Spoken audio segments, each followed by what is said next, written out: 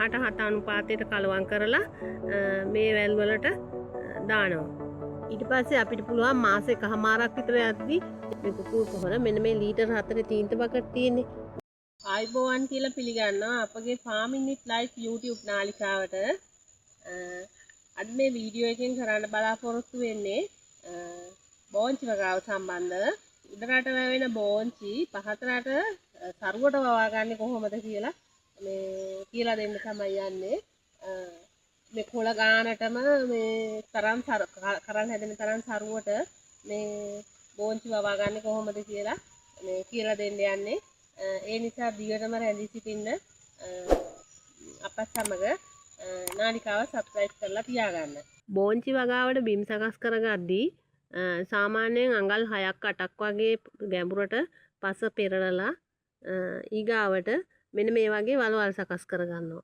වලවල් සකස් කරගෙන සාමාන්‍යයෙන් අඩි 2කට වගේ මේ වලවල් සකස් කරගෙන මේ එක වලකට අපි මේ කුකුල් පොහොර මේ ලේයර් සතුන්ගේ පොහොර තමයි ගන්නෙ. මේ කුකුල් පොහොර මෙන්න මේ ලීටර් 4 තීන්ත බකට් තියෙන්නේ. මෙන්න මේ තීන්ත බකට් එකකින් භාගයක් විතර මේක වලකට දාලා කලවම් කරනවා. හොඳට කලවම් කරලා දින 15ක් විතර තියෙන්න අරිනවා.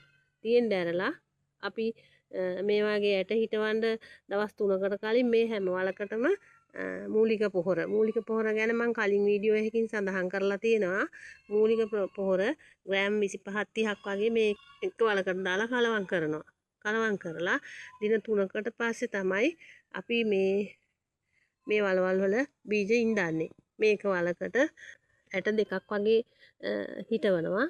මේ බෝංචි ගැන කතා කරද්දි බෝංචි තියෙනවා මේ පඳුරු බෝංචි, වැල් බෝංචි තමන්ට කැමති දෙයක් තෝරගන්න පුළුවන්.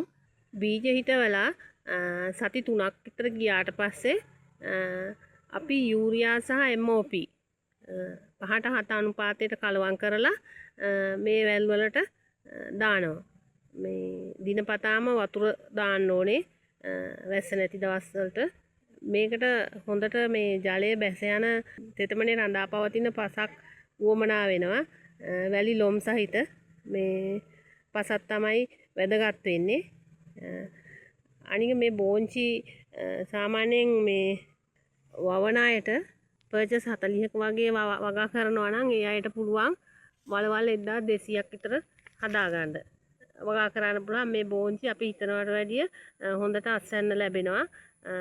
හරියටම හිටවලා මාස 2කින් අස්වැන්න ගන්න පුළුවන්. තව දෙයක් කියන්න ඕනේ මේ වැල් දෙකකින් සතියකට වතාවක් වගේ ග්‍රෑම් 500ක් වගේ කඩා ගන්නවා මම. ඊට පස්සේ අපිට පුළුවන් මාස එකමාරක් විතර යද්දි යාරමිලා ටාකට් කියන පොහොර එක යොදන්න. ඒ පොහොර එක යොදපුවාම හොඳට මල් සහ කරල් හැදෙනවා. මේ බෝංචි ප්‍රසිද්ධ උඩරට ප්‍රදේශවල හැදෙන වෙලවලුවක් විදිහටනේ. ඒ වුණාට මේ අපේ පැතිවලත් මේ හොඳ සරුවට මේ බෝංචි හැදෙනවා. ඔයගොල්ලනුත් වගා කරලා බලන්න. හොඳ සරු අස්වැන්නක් ලබා ගන්න පුළුවන්. අපිත් සමග රැඳී සිටියාට ඔබ සැමට බොහොම ස්තුතියි. සුබ දවසක්.